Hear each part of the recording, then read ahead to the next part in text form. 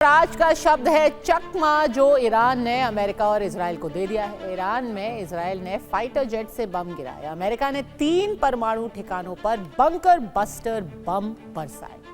लेकिन क्या ईरान के एटम बम का खतरा खत्म हुआ है? जवाब है नहीं, क्योंकि ईरान के परमाणु केंद्रों में रखा हुआ 408 किलो संवर्धित यूरेनियम यानी कि एनरिच्ड यूरेनियम कहां है किसी को पता नहीं। वो कहीं गायब हो गया है। अब सवाल यह है कि क्या ईरान ने परमाणु बम बनाने के लिए संवर्धित यूरेनियम अपना बचा लिया? क्या दुनिया की सबसे ताकतवर बमबारी खाली बंकरों के ऊपर हुई थी? अमेरिका की खुफिया एजेंसी की एक नई रिपोर्ट ये बता रही है, जो इनिशियल असेसमेंट है, कि इजराइल और अमेरिका ने जब बम गिराए उससे पहले ही यूरेनियम को वहां से गायब किया जा चुका था। अब यही 408 किलो यूरेनियम ईरान को 10 एटम बमों की शक्ति आज भी दे सकता है। ईरान इजराइल का युद्ध शुरू हुआ और इंटरनेशनल एटॉमिक एनर्जी एजेंसी यानी IAEA का गणित गड़बड़ा गया।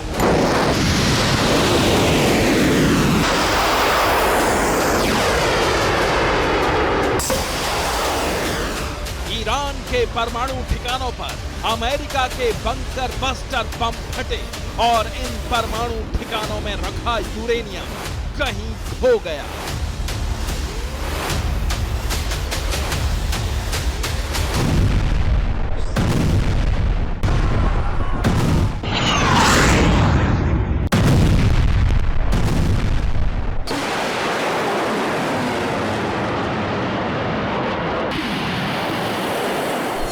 अब अमेरिका से ही ऐसी रिपोर्ट आ रही है कि ईरान का परमाणु कार्यक्रम एक बार फिर इजराइल के लिए खतरे की घंटी बन चुका है। 408 किलो हाई एनरिच यूरेनियम, जो 10 न्यूक्लियर बम बनाने के लिए काफी था, अमेरिका और इजराइल के हमले से पहले ही गायब हो गया। अब ईरान का ये 408 किलो यूरेनियम अमेरिका और इजराइल के डर का ट्रिगर बन गया है, क्योंकि संयुक्त राष्ट्र की परमाणु निगरानी संस्था इंटरनेशनल एटॉमिक एनर्जी एजेंसी ने खुद स्वीकार किया है कि युद्ध शुरू होने के महज 5 दिन के भीतर ही ईरान के 902 पाउंड यानी 408 किलो से ज्यादा संवर्धित यूरेनियम का ट्रैक खो गया है।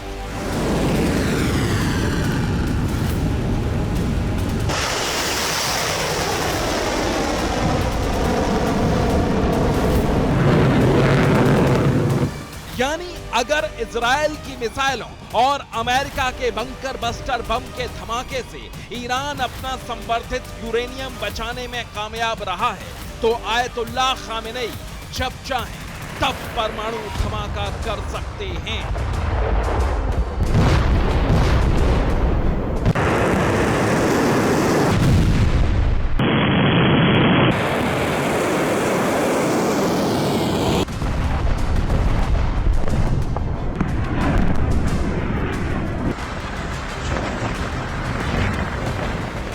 यानी अमेरिका और इजराइल का खतरा 10 का 10 है। इतने धमाकों और इतनी बर्बादी का कोई अर्थ नहीं निकला है। पर सवाल ये है, अगर पेंटागन का डर सही है तो तेहरान ने आखिर अपना यूरेनियम भंडार कैसे बचा लिया?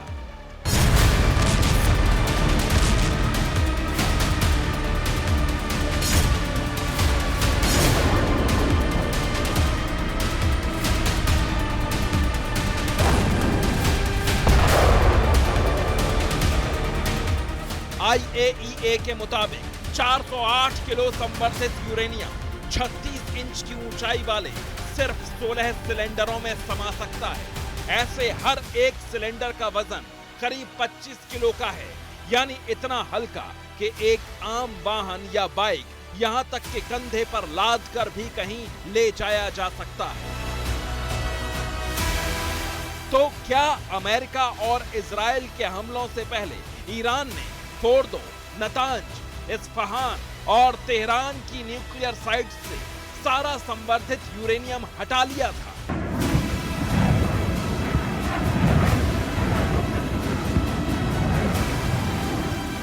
CCN और जेरूसलम पोस्ट की रिपोर्ट के मुताबिक अमेरिका की टॉम हॉक मिसाइल और GBU-57 बंकर बस्टर ईरान के अंडरग्राउंड बंकरों को पूरी तरह तबाह नहीं कर सके।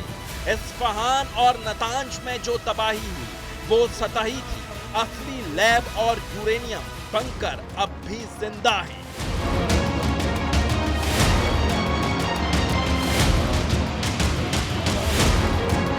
यानी जो सबसे बड़ा दावा था कि ईरान का न्यूक्लियर प्रोग्राम पूरी तरह खत्म हो गया है, वो दावा पूरी तरह खोखला साबित हुआ है। अब अमेरिका की ही डिफेंस इंटेलिजेंस एजेंसी कह रही है कि सिर्फ कुछ महीनों में ईरान दोबारा वही क्षमता हासिल कर सकता है।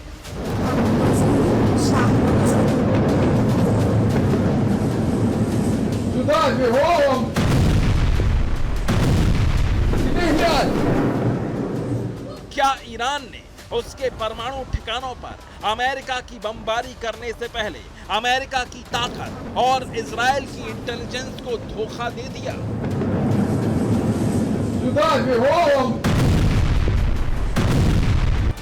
अगर अमेरिका को अब भी ईरान के पास 10 एटम बम बनाने लायक संवर्धित यूरेनियम होने का शक है, तो इसका मतलब यह है कि ट्रंप एक बार फिर बड़ बोले साबित हुए।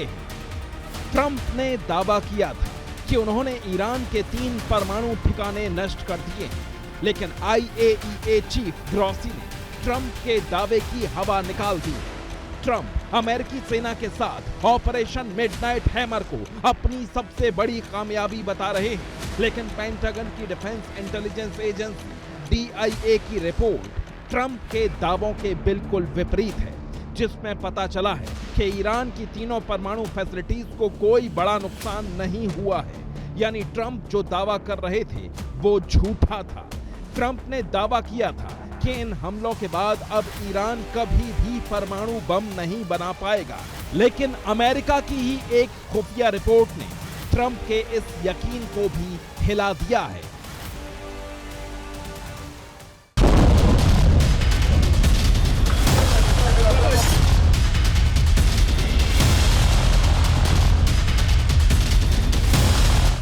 पेंटागन की डिफेंस इंटेलिजेंस एजेंसी DIA ने ईरान के पास अभी भी 10 परमाणु बम बनाने लायक एनरिच यूरेनियम होने का दावा किया है। इस रिपोर्ट में लिखा है कि अमेरिकी हमले उतने असरदार नहीं थे जितना राष्ट्रपति ट्रंप ने दावा किया था। इस रिपोर्ट में लिखा है कि अमेरिका के हमले में ईरान का परमाणु कार्यक्रम पूरी तरह नष्ट नहीं हुआ था।